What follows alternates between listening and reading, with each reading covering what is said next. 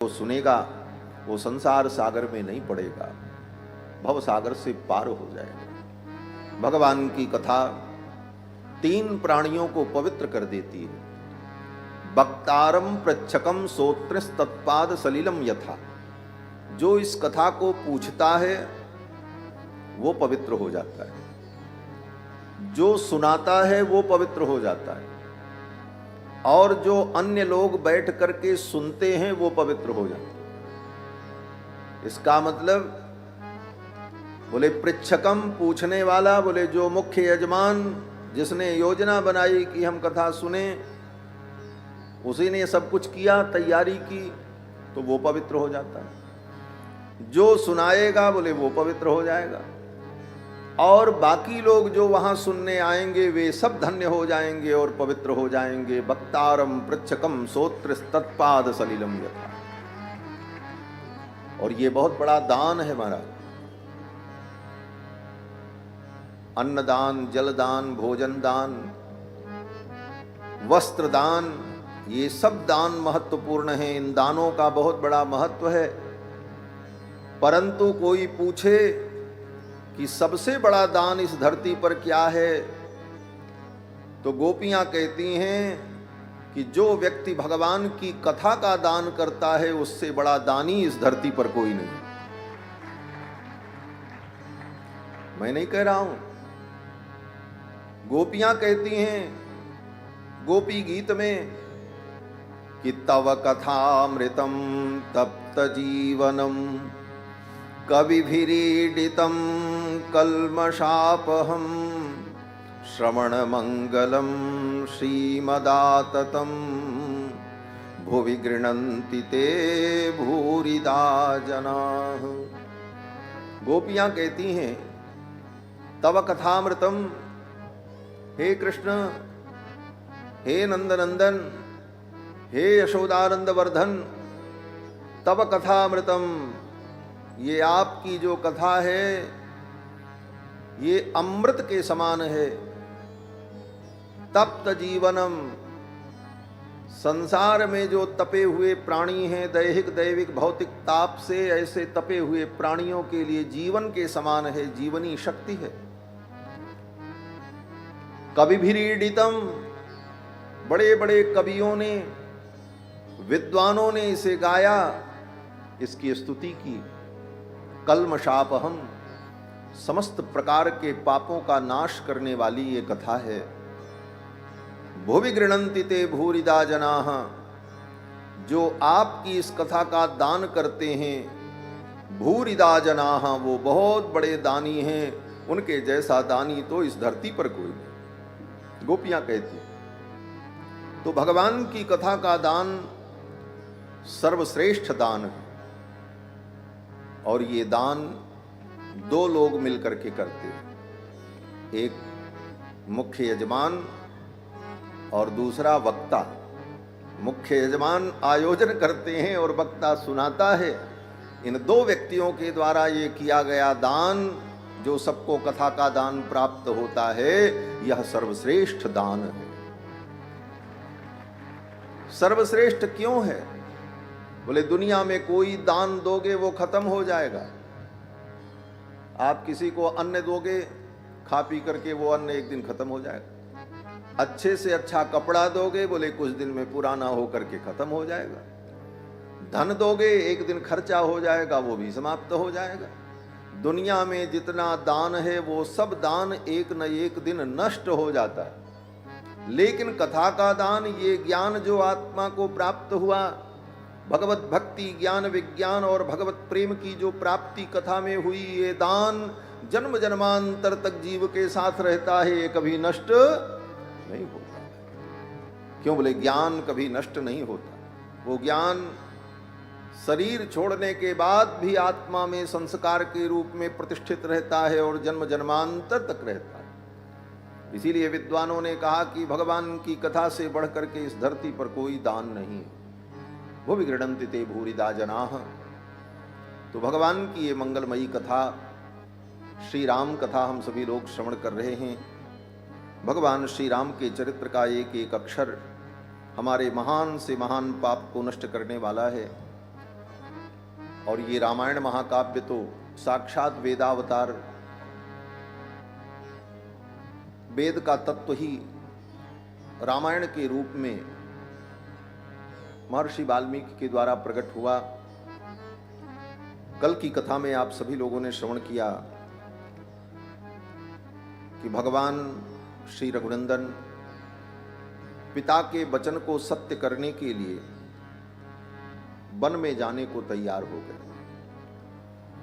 यद्यपि श्री दशरथ जी महाराज ने अपने मुख से नहीं कहा कि राम तुम्हें 14 वर्ष के लिए वन में जाना है और ये राज्य मैं भरत को दूंगा, ये श्री दशरथ जी महाराज ने अपने मुख से नहीं कहा। महारानी कैकेयी ने बताया कि ये 2 वरदान मैंने मांगा है और ये 2 वरदान देने के लिए ये वचन दिए हुए थे, और यही बात राम तुमसे कहने में इनको संकोच हो रहा है। दशरथ जी महाराज बगल में बैठे थे, सुन रहे थे, रो रहे थे। कोई बात जब कही जाए और सामने वाले व्यक्ति का नाम लेकर के कहा जाए या उसे संकेत करके कहा जाए और वो व्यक्ति कोई उत्तर न दे, चुपचाप सुन ले, तो यह भी एक प्रकार से उसकी स्वीकृति मान ली जाती है। मौनम स्वीकार लक्षणम, मौनम स्वीकार लक्षणम। तो दशरथ जी महाराज के इस मौन को ही महारानी कैकेयी ने स्वीकृति मानी और प्रभु श्री राम से कहा तुम्हें 14 वर्ष के लिए वन जाना होगा। राम जी चल पड़े। आज राज्याभिषेक होने वाला है और पता लगा कि अब 14 वर्ष के लिए वन में जाना है। यह सुन करके भी राम जी के मुखमंडल पर कोई विकार नहीं आया। न ममले वनवास दुखतः मुखाम्बुजश्री रघुनंदनस्य। गोस्वामी तुलसीदास जी महाराज कहते हैं रघुनंदन के मुख पर कोई विकार नहीं आया। चेहरे की वो प्रसन्नता, मुखमंडल की वो प्रसन्नता, वो कांति यथावत बनी रही। अर्थात किसी भी प्रकार का कोई विकार नहीं हुआ, क्योंकि राम परमात्मा है। विकार जीव में होता है, परमात्मा तो निर्विकार है। उसके अंदर सुख दुख, लाभ हानि, इन सब विषयों को लेकर परमात्मा में कभी विकार नहीं होता, इसीलिए परमात्मा निर्विकार है। रघुनंदन के मुखमंडल पर कोई विकार नहीं हुआ और उसी प्रसन्नता में राम जी वहां से चल पड़े और अपनी मैया मां कौशल्या के महल में जाते हैं। जब महाराज दशरथ के महल से राम जी निकले तो वहां राम जी की अन्य माताएं भी उपस्थित थीं। 3 माताएं तो प्रसिद्ध हैं, मां कौशल्या, कैकेयी, सुमित्रा, लेकिन इसके अतिरिक्त दशरथ जी महाराज की 350 रानियां और थीं। और पद्म पुराण के अनुसार तो दशरथ जी महाराज की 700 रानियां थीं। मिथिला की सखियां जब राम जी से मजाक करती हैं तो कहती हैं मिथिला में कि राम जी, हमने सुना है आपके पिताजी जो हैं वो दशरथ हैं। बोले हाँ। बोले 10 रथ का मतलब तो 10 माने 10 और रथ माने रथ। ये कह करके सखियों ने ताली बजाई और हंसने लगी। राम जी मुस्कुरा रहे थे। तब तक एक सखी ने कहा हमने सुना है आपकी माताएं जो हैं वो 700 हैं। राम जी ने कहा हाँ हैं। बोले तो महाराज पिताजी 10 रथ हैं और माताएं 700 हैं, तो एक एक रथ पर कितनी कितनी माताएं बैठ करके यात्रा करती। मजाक किया। तो दूसरी सखी ने कहा अरे ये कौन सा बड़ा हिसाब है, ये हिसाब तो एक बच्चा भी कर सकता है। बोले क्या हिसाब? बोले एक के ऊपर 70 होए बड़ो उत्पात, सजनी बड़ में बर्बाद। एक के ऊपर 70। तो ये कह करके मिथिला की सखियों ने भगवान श्री रघुनंदन से मनोविनोद किया है। तो दशरथ जी महाराज की 700 रानियां, ऐसा भी वर्णन, और उन सभी रानियों ने राम जी को पुत्र के समान पाला है और लाड किया है, दुलार किया है। जो सुख भगवान श्री रघुनंदन ने मां कौशल्या को दिया, वही सुख अपनी सभी माताओं को राम जी ने दिया है। कोई भी माता राम जी को गोद में ले लेती और उनका भाव होता कि मैं रघुनंदन को अपना दूध पिलाऊं, तो उन माताओं के स्तन में भी दुग्ध उतर जाते और उनके पयोधर भी सिक्त हो जाते और रघुनाथ जी उनका भी दूध पीते। अपनी सभी माताओं का पेयपान किया है रघुनाथ जी ने, और सभी माताओं को वही सुख दिया है जो सुख राम जी ने मां कौशल्या को दिया। और वो सब माताएं प्राण से ज्यादा रघुनाथ जी को प्रेम करती। प्राण होते प्रिय लागहीं सब कह राम कृपाल।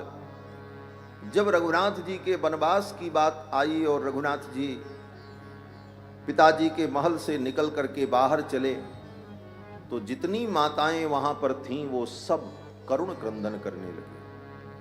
महर्षि वाल्मीकि कहते हैं कि आर्त शब्दो महान जज्ञे स्त्रीणाम अंतःपुरे तदा। स्त्रीणाम अंतःपुरे, दशरथ जी महाराज के अंतःपुर में जितनी पत्नियां थीं वो सब करुण क्रंदन करने लगीं। और रो रो करके वो माताएं कहती हैं कि गतिश्च शरणम चासीत स रामोद्य प्रवत्स्यति। कितनी अद्भुत बात उन माताओं ने कही है। वाल्मीकि रामायण की एक एक पंक्ति शरणागति, भक्ति, ज्ञान, कैंकर्य, भगवान की सेवा, भगवत प्रेम, भगवान का गुणानुवाद, इन सारे विषयों पर केंद्रित पंक्तियां श्री रामायण की हैं। माताएं कहती हैं कि गतिश्च शरणम चासीत। राम जी कौन हैं? माताएं कहती हैं जो हमारी गति।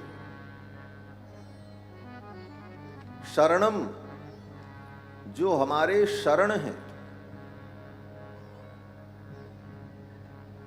भगवान ही गति हैं और भगवान ही शरण है। दुनिया में कोई गति नहीं हो सकता, गति तो एकमात्र भगवान है। इसीलिए जीव जब भगवान को प्राप्त कर लेता है तो लोग कहते हैं इनकी सदगति हो गई। क्या हो गई? सदगति। सत भगवान है और भगवान के चरणों में ही जीव को पहुंचने पर सच्ची गति की प्राप्ति होती है। ऐसे गति का कई अर्थ होता है। गति के 4 अर्थ होते हैं।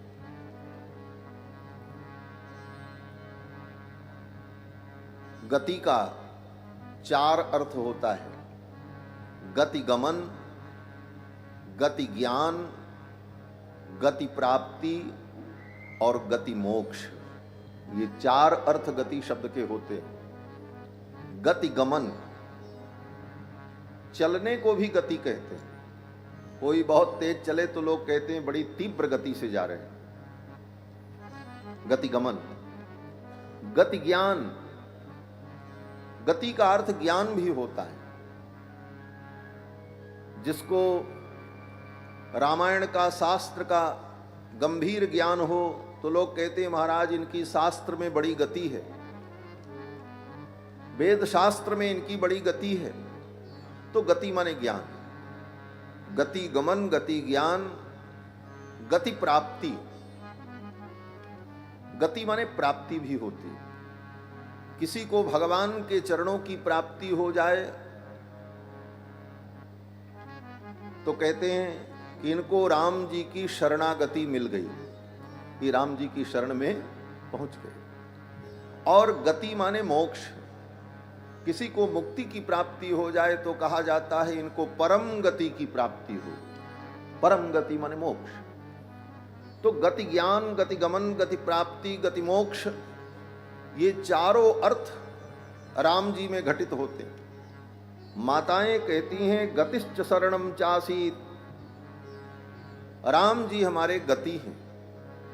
गति माने मार्ग, हम किस मार्ग पर चलें और किस गति से चलें। बोले राम जी की जो गति है, राम जी का बताया हुआ जो मार्ग है, वही मार्ग वही गति हमारे लिए कल्याणकारिणी है, इसलिए राम जी गति है। ज्ञान, बोले राम जी ही सच्चे ज्ञान है। दुनिया में जितना ज्ञान है वो सब ज्ञान अनित्य है। दुनिया में जितना ज्ञान है वो सब ज्ञान अनित्य है, और उस ज्ञान का कोई अस्थायित्व तो नहीं है। ज्ञान तो ये भी है कि जाकर के पता लगाओ चंद्रमा पे क्या है, वैज्ञानिक लोग जा रहे हैं। मंगल ग्रह पर क्या है, समुद्र के अंदर क्या है, धरती के अंदर क्या है। ज्ञान तो ये भी है, लेकिन ये ज्ञान नित्य नहीं है। इस ज्ञान को जान लेने से भी क्या होने वाला है। हम कहते हैं कोई व्यक्ति बहुत बड़ा बुद्धिमान हो और हजारों वर्ष की आयु प्राप्त करके और किसी ऐसे यंत्र में बैठकर, जो यंत्र मन की गति से चलता हो, और पूरे ब्रह्मांड में वो घूम करके सब कुछ जान ले कि कौन सा लोक कहाँ है, कौन सा ग्रह कहाँ है, कौन सी चीज कहाँ है, किसका क्या महत्व है। तो इन सब ज्ञान को प्राप्त कर लेने पर भी क्या होगा, प्रश्न ये। और वह ज्ञान हमारे किस काम आएगा।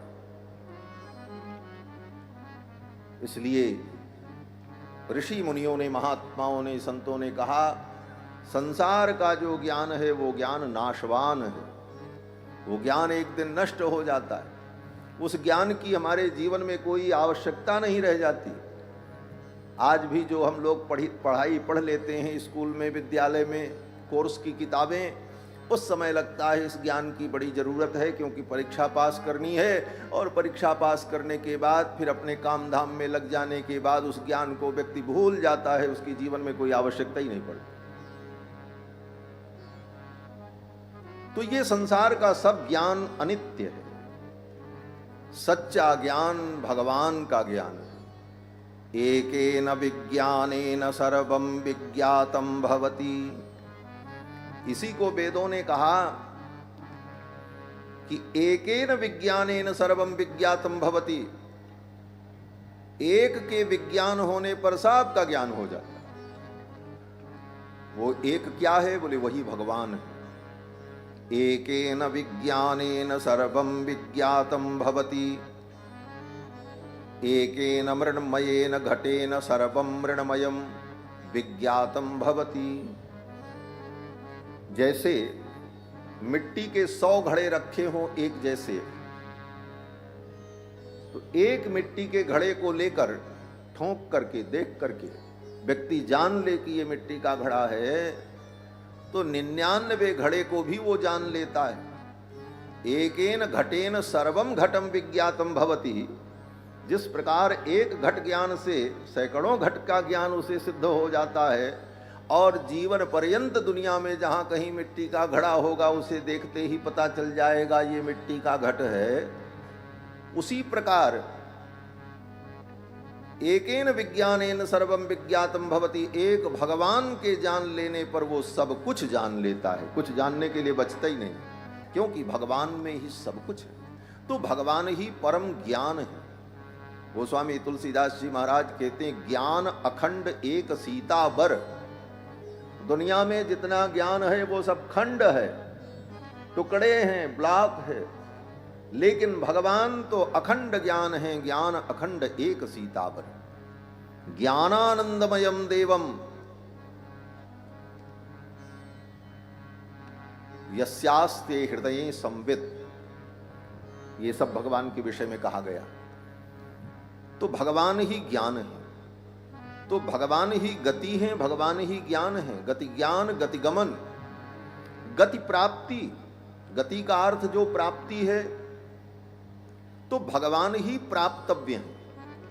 दुनिया में सब कुछ प्राप्त कर लो, लेकिन दुनिया में हर मिलने वाली वस्तु से एक दिन व्यक्ति का जी ऊब जाता है। बहुत साधारण सी बात है। दुनिया में कोई भी चीज जो तुम्हें लगती है कि ये मिल जाए हम सुखी हो जाएंगे, लेकिन उन वस्तुओं के मिलने के बाद एक दिन ऐसा आता है कि उस वस्तु से हमारा जी ऊब जाता है। बहुत अच्छी खाने की वस्तु हो, भूख लगी हो, परोस दिया जाए, खाओ, थोड़ी देर तो अच्छा लगेगा, लेकिन जब पेट भर जाए, बोले भैया 2 रसगुल्ला और खा लो, बोले अभी इच्छा नहीं है, अरे बोले खा लो, बोले चलो आप कहते हो तो खा लेते हैं, तो मन दबा करके 2 खा लिया। फिर सामने वाले ने कहा नहीं 2 और खा लो, बोले अब नहीं खाया जाएगा, अब तो लगता है बाहर निकल जाएगा, अरे 2 और खा लो, बोले भैया रसगुल्ला खिला करके मार डालना चाहते हो क्या? वो वस्तु फिर आपको अच्छी नहीं लगेगी। धन भी बहुत हो जाए, व्यक्ति उससे भी ऊब जाएगा। यहां तक कि व्यक्ति व्यक्ति से ऊब जाते हैं। ये हमको मिल जाए तो हम बड़े सुखी हो जाएंगे, एक दिन उसी व्यक्ति का मुख देखने का मन नहीं करता। यही संसार की गति है। संसार की हर वस्तुओं की प्राप्ति होती तो है, लेकिन उन वस्तुओं में हमारी रुचि अल्पकालिक होती है, वह रुचि समाप्त हो जाती है। भगवान की ही प्राप्ति एक ऐसी प्राप्ति है जो भगवान को प्राप्त कर लेने के बाद भी भगवान से जीव कभी तृप्त नहीं होता। हर क्षण भगवान का दर्शन करते हुए भी जीव को लगता है अभी थोड़ा और इनको हम देख लें, थोड़ा और इनको हम निहार लें। अर बरात निस्दिन मिलबे को मिले रहत मानो कबहु मिले ना। वैकुंठ में भगवान के 96 करोड़ पार्षद भगवान की सेवा करते हैं, और आज से नहीं अनंत काल से वे भगवान के पार्षद भगवान की सेवा में रहते हैं। नित्य भगवान का दर्शन, स्पर्श, संभाषण, संलाप, संस्पर्श सब कुछ भगवान का उन्हें प्राप्त होता रहता है, लेकिन इसके बाद भी अनंत अनंत वर्षों से आज तक वो तृप्त नहीं हुए। हर क्षण उनको लगता है भगवान की दिव्यता कितनी अद्भुत है। तो भगवान ही एकमात्र परम प्राप्तव्य हैं, इसलिए गति का मतलब प्राप्ति, भगवान ही प्राप्तव्य है। तो गति ज्ञान, गति प्राप्ति, गति गमन और गति मोक्ष। गति का अर्थ है मोक्ष, भगवान ही मोक्ष है। मोक्ष माने क्या?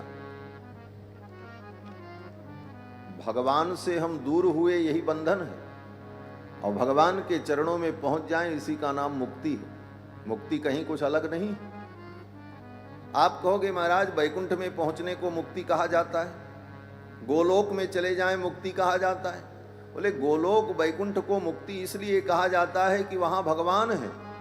अगर वहां भगवान न रहे तो गोलोक में भी जाकर के, वैकुंठ में भी जाकर के कोई सुख थोड़ी मिलेगा। भगवान के कारण ही वो मुक्ति पदवाच्य है। मुक्ति शब्द के द्वारा उसका कथन होता है। तो कहने का तात्पर्य कि भगवान ही मोक्ष है, भगवान ही मुक्ति है। तो गति का जो 4 अर्थ है, गति गमन, गति ज्ञान, गति प्राप्ति, गति मुक्ति, यह चारों अर्थ भगवान में घटित होता है। इसलिए माताएं कहती हैं गतिश्च शरणम राम, राम ही हमारे गति है। शरणम, शरण माने रक्षक, शरणम गृह रक्षित्रोः, शरण का मतलब होता है रक्षक। रक्षक एकमात्र भगवान है, दूसरा कोई रक्षक हो नहीं सकता। इस विषय में हमारे आचार्य अनुग्रह करते हैं। प्रपन्न परित्राण ग्रंथ में कहते हैं कि कोई व्यक्ति अगर ये सोचे कि पिता रक्षक हैं, तो पिता भी निश्चित रूप से रक्षक नहीं हो सकता। क्यों? बोले एक पिता हिरण्यकश्यपु था जिसने अपने पुत्र को मारने में कोई कमी बाकी नहीं रखी। कोई कहे मां रक्षक होगी, बोले यह भी निश्चित सिद्धांत नहीं है कि मां रक्षक होगी। भले दुनिया में ये कहा जाता है पुत्रो कुपुत्रो जाये तो तदपि माता कुमाता न भवती। ठीक है, ये सब पंक्तियां आंशिक रूप से प्रमाण होती हैं, पूर्णतया प्रमाण की जब बात आती है तो विवेचन होता है। पुत्रो कुपुत्रो जाए तो तदपि माता कुमाता न भवती। पुत्र कुपुत्र हो जाए, मां कुमाता नहीं होती, मां रक्षक होती है। और एक मां कुंती भी थी, जबकि भगवान की परम भक्ता थी। और कुंती ने अपने नवजात शिशु कर्ण को ले जाकर के नदी के तट पर फेंक दिया। कैसे कहोगे कि मां रक्षक है? इसी धरती पर आज भी कितनी ऐसी माताएं होती हैं जो अपनी नाजायज संतान को लोक लज्जा के भय के कारण कचरेदान में फेंक करके चली जाती हैं। कैसे कह सकते हो कि मां रक्षक? कहते भाई रक्षक होगा। कहते एक भाई रावण भी था जिसने अपने भाई की सही सलाह को भी नहीं मानी और लात मार करके निकाल दिया। पुत्र रक्षक होगा। बोले एक पुत्र कंस था जिसने अपने पिता को ही जेल में डाल दिया और गद्दी पर बैठ गया। आप कहोगे देवता रक्षक होंगे। बोले जो देवता अपनी रक्षा नहीं कर सकते वो तुम्हारी क्या रक्षा करेंगे? जब देवताओं के ऊपर विपत्ति आई, रावण अपनी गदा लेकर के स्वर्ग पर चढ़ाई करने के लिए चला, तो देवता स्वर्ग छोड़ करके भाग गए। अपने स्वर्ग की रक्षा नहीं कर पाए, अपनी रक्षा नहीं कर पाए। और रोते चिल्लाते उन देवताओं को भी भगवान के शरण में आना पड़ा। जय जय सुरनायक जन सुखदायक प्रणत पाल भगवंता, गोद्विज हितकारी जय असुरारी सिंधु सुता प्रियकंता। तो देवता भी अपनी रक्षा करने में समर्थ नहीं होते, तो वो हमारी क्या रक्षा करेंगे? बोले देवताओं में भी जो सबसे बड़े देवता हैं ब्रह्मा जी, वो हमारी रक्षा करेंगे। बोले ब्रह्मा जी जो अपने वेद की रक्षा नहीं कर पाए, उनके वेद को हिरण्याक्ष को हयग्रीव दैत्य चुरा करके लेकर के चला गया और ब्रह्मा जी अपने वेद को नहीं बचा पाए। वेदापहार गुरुपातक दैत्य पीडाद्यापद विमोचन महिष्ठ फल प्रदान ही। आलवंदार स्तोत्र में भगवत पाद यामुनाचार्य स्वामी जी कहते हैं कि ब्रह्मा अपनी वेद की रक्षा नहीं कर पाए। ब्रह्मा जी को ब्रह्म हत्या लग गई तो उनको भी ब्रह्म हत्या से मुक्ति दिलाने वाले भगवान दैत्य पीड़ा भगवान शंकर बृकासुर को वरदान दे दिया, जिसके सिर पे हाथ रखोगे भस्म हो जाए। बृकासुर ने सोचा लाओ इन्हीं के सिर पे हाथ रखते हैं, इन्हीं को भस्म कर दें, और इनकी पत्नी जो गौरी हैं वो बड़ी सुंदर हैं, इनका हरण कर ले। गौरी हरण लालसा। गौरी हरण लालसा से बृकासुर भगवान शिव के ही मस्तक पर हाथ रखने के लिए दौड़ पड़ा। भगवान शिव को भागना पड़ा। भगवान शिव अपनी रक्षा के लिए परेशान हो गए, अब हम क्या करें? और अंत में उनको भी भगवान से ही प्रार्थना करनी पड़ी। वो तो रास्ते में भगवान ब्रह्मचारी बनकर के प्रकट हो गए। भगवान शंकर तो आगे निकल गए, पीछे से बृकासुर आया। भगवान ने पूछा बृकासुर से, अरे असुर राज कहाँ जा रहे हो? अरे बोले बस इन्हीं के पीछे जा रहे हैं। बोले क्यों? बोले इन्होंने वरदान दिया है जिसके सिर पे हाथ रखेंगे वो भस्म हो जाएगा। उसी की परीक्षा के लिए मैं इनको दौड़ा रहा हूं, इन्हीं के सिर पे हाथ रख करके देखूं। ब्रह्मचारी बने हुए कृपणम च स्थितम बाल्ये वृद्ध भावे न गर्हितम। और इस कृपणता के कारण ऐसा बचकाना काम, इतने वृद्ध होकर और बच्चों जैसी बात, कुछ भी निर्णय कर दिया। वृद्ध भावे न गर्हितम। लक्ष्मण जी कहते हैं लगता है बूढ़े हो जाने के कारण इनकी बुद्धि खराब हो गई है पिताजी। कितना कठोर लक्ष्मण जी बोल रहे हैं पिता के लिए। वृद्ध भावेन गर्हितम, इसका अर्थ आज की भाषा में करो तो लोग कहते हैं महाराज सठिया गए हैं। 60 से ऊपर हो जाए तो व्यक्ति सठिया जाता है। दशरथ जी भी 60,000 वर्ष के हो गए थे, त्रेता युग की आयु थी, तो 60 का मतलब सठिया जाना। लक्ष्मण जी कहते हैं पिताजी सठिया गए हैं। अनिश्चय पितरम वृद्धम कैकेयी आसक्त मानसम कृपणम च स्थितम बाल्ये वृद्ध भावेन गर्हितम।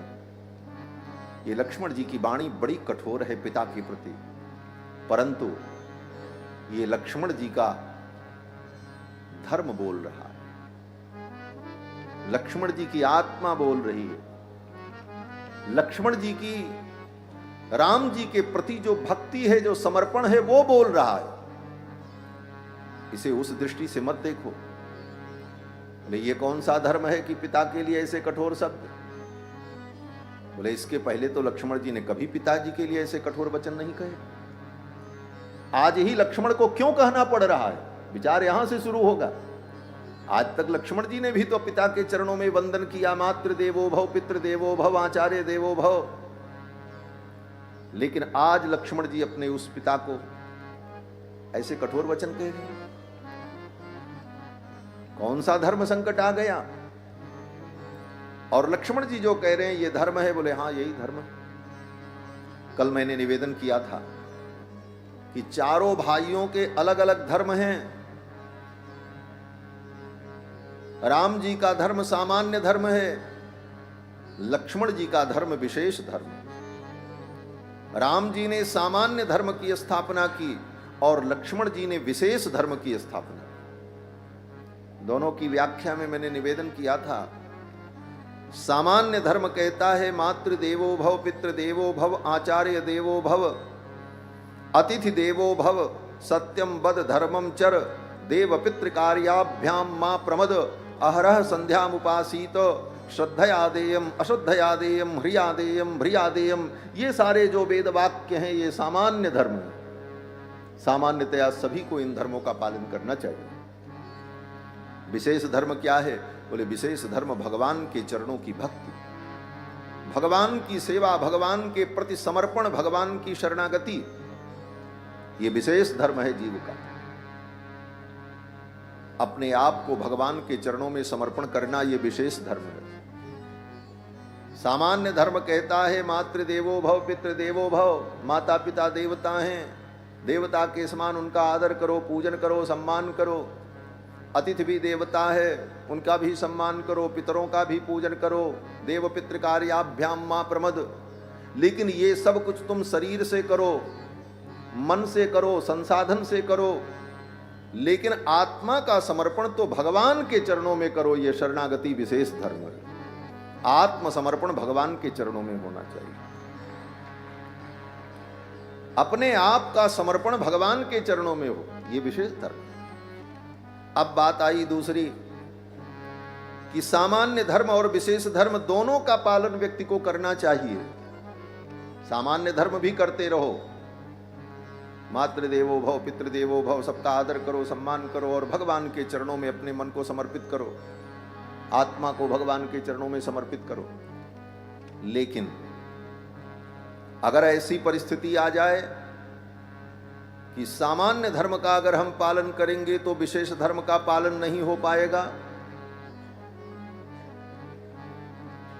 दोनों धर्म आमने सामने हो जाएं, ऐसी परिस्थिति में हम क्या करें, सामान्य धर्म को छोड़ें कि विशेष धर्म को छोड़ें।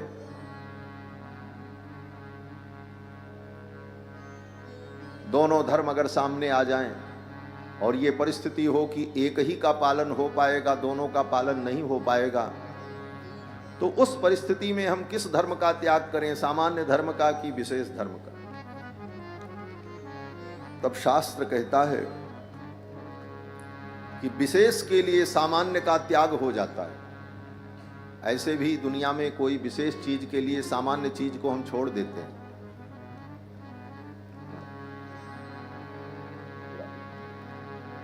श्री सीतारामचंद्र भगवान की जय। सामान्य का त्याग विशेष के लिए हो जाता है।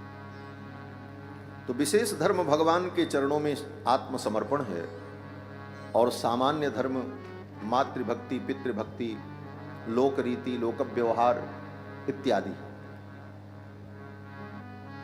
इसका उदाहरण देते हैं गोस्वामी जी महाराज कि सामान्य धर्म का त्याग कर दे अगर विशेष धर्म में बाधा उत्पन्न कर रहे हो। गोस्वामी जी कहते हैं कि तजिए ताहि कोटि बैरी सम, तजिए ताहि कोटि बैरी सम, यद्यपि परम स्नेही जाके प्रिय न राम वैदेही। पिता तजो प्रहलाद विभीषण बंधु भरत महतारी। प्रहलाद ने अपने पिता को त्याग दिया। पितृदेवो भव शास्त्र कहता है, तो प्रहलाद ने पिता को क्यों त्यागा? इसलिए त्यागा की विशेष धर्म जो भगवान के चरणों की भक्ति है उसमें पिता बाधक बन रहा था। जब तक वो बाधक नहीं है, साधक है, तब तक वंदनीय है। अगर बाधक बन जाए तो फिर वो भी त्याज्य है। उस सामान्य धर्म को छोड़ देना चाहिए। तजिए ताहि कोटि बैरी सम, यद्यपि परम स्नेही जाके प्रिय न राम वैदेही। पिता तजो प्रहलाद विभीषण बंधु भरत महतारी, गुरु बलि तजो। यहां तक कि गुरु भी अगर भगवान के विरुद्ध हो, भगवान की शरणागति में गुरु भी बाधक बन जाएं, तो ऐसे गुरु का भी त्याग कर देना चाहिए। किसने त्यागा? बोले राजा बलि ने त्यागा। जब वामन भगवान आए राजा बलि के द्वार पर, तो वामन भगवान के तेज को देखकर, उनकी दिव्यता को देखकर लोग कहने लगे, देखो बड़ा तेजस्वी ब्रह्मचारी आ रहा है। माया माणवकम हरिम, माया के द्वारा माणवक, माणवक माने ब्रह्मचारी, ब्रह्मचारी बनकर के भगवान आ रहे थे। तो लोगों ने कहा, रे बड़ा तेजस्वी ब्रह्मचारी है, कौन हो सकता है? किसी ने कहा भगवान विभावसु आ रहे हैं, किसी ने कहा महर्षियों की तपस्या ही मूर्तिमती होकर के आ रही है, किसी ने कहा भगवान सनत कुमार आ रहे हैं। लेकिन गुरु जी तो जान गए, शुक्राचार्य जी, भगवान को पहचान लिया शुक्राचार्य जी ने, और कोई नहीं जान पाया, लेकिन शुक्राचार्य जी जान गए और उन्होंने बता दिया कि ये तो भगवान नारायण है। भगवान को सब नहीं पहचान सकता, भगवान को तो गुरु ही पहचानते हैं और वही पहचान कराते। ये गुरु की महिमा है। शुक्राचार्य जी ने कहा, न ये विभावसु हैं, न महर्षियों की मूर्तपति तपस्या हैं, न ये सनकादिक हैं, न भगवान सनत कुमार हैं। बोले तब? बोले विष्णु कपट पंडित, ये कपट पंडित भगवान विष्णु हैं। देवानाम कार्य साधक, देवताओं के कार्य का साधन करने के लिए ब्रह्मचारी बनकर के आए। राजन सावधान हो जाओ, ये तुम्हारा सर्वस्व हरण करने आए हैं। इनकी बातों के चक्कर में मत पड़ना, ये अपने बातों के जाल में फंसा करके तुम्हारा सब कुछ ले लेंगे, इसलिए राजन सावधान हो जाओ। राजा बलि ने सोचा, अरे सब कुछ तो भगवान का ही है, मैं भी भगवान का ही। राजा बलि भगवान के परम भक्त हैं। राजा बलि ने विचार किया, सब कुछ भगवान का है, मैं भी भगवान का हूं। और गुरु इसीलिए बनाया जाता है कि गुरु भगवान से मिला दें। गुरु गोविंद दोऊ खड़े काके लागू पाए, बलिहारी गुरु आपने जिन गोविंद दियो बताए। अब गुरु जी ही कह रहे हैं भगवान आ रहे हैं, इनसे मत मिलना, इनसे बातें मत करना, इनके चक्कर में मत पड़ना। तब राजा बलि ने सोचा, अरे विशेष धर्म जो भगवान की शरणागति है, भगवान के चरणों में समर्पण, उस धर्म में सामान्य धर्म अगर बाधा करे तो उसे छोड़ देना चाहिए। राजा बलि ने कहा, ऐसे गुरु जी की बात हम नहीं मानेंगे। गुरु की बात छोड़ दी। गुरु बलि तजेऊ, कंत ब्रज बनितन भय मुद मंगलकारी, और ब्रज की गोपियों ने अपने पतियों को त्याग दिया, लेकिन उनका अमंगल नहीं हुआ। अर्थात जो सामान्य धर्म विशेष धर्म में बाधक बने, ऐसी स्थिति में उस सामान्य धर्म का त्याग करना और विशेष धर्म का वर्ण कर लेना, यही शास्त्रीय सिद्धांत है। लक्ष्मण जी ने भी सामान्य धर्म को छोड़ दिया विशेष धर्म के सामने, और लक्ष्मण जी ने कहा ऐसे पिता को मैं बंदी बना लूंगा। भगवान श्री राम ने कहा लक्ष्मण शांत हो जाओ। लक्ष्मण, मैं जानता हूं तुम सब कुछ कर सकते हो, परंतु मुझे ऐसा राज्य नहीं चाहिए। पिता को दुख देकर, मां को दुख देकर, अपने परिजनों से युद्ध करके जो राज्य प्राप्त हो, ऐसे राज्य में मेरी कोई आसक्ति नहीं है और मैं ऐसे राज्य को चाहता भी नहीं। इसलिए मेरा तो निश्चय है मैं वन में जाऊंगा, और मैंने तय कर लिया है। और लक्ष्मण, ये मेरा प्रारब्ध है। राम जी ने यही कहा, ये मेरा प्रारब्ध है और इसे कोई बदल नहीं सकता। लक्ष्मण जी ने कहा प्रभु, जो लोग प्रारब्ध के भरोसे बैठते हैं वो कायर होते हैं। आज भी लोग कहते हैं कि दैव दैव आलसी पुकारा। जो आलसी व्यक्ति होता है वो दैव के भरोसे, प्रारब्ध के भरोसे बैठा रहता है। यह भी कहा जाता है दैव दैव का पुरुषा बदंती। जो कायर लोग होते हैं वो प्रारब्ध के भरोसे बैठे रहते हैं, और जो पुरुषार्थ करने में समर्थ हैं वो अपने पुरुषार्थ से अपने प्रारब्ध को बदल देते हैं। लेकिन इसके साथ साथ यह भी कहा गया है कि कोई कितना भी बड़ा पुरुषार्थ कर ले, प्रारब्ध में जो लिखा है वो होके रहता है। अब विचार करो, प्रारब्ध प्रबल है कि पुरुषार्थ प्रबल है?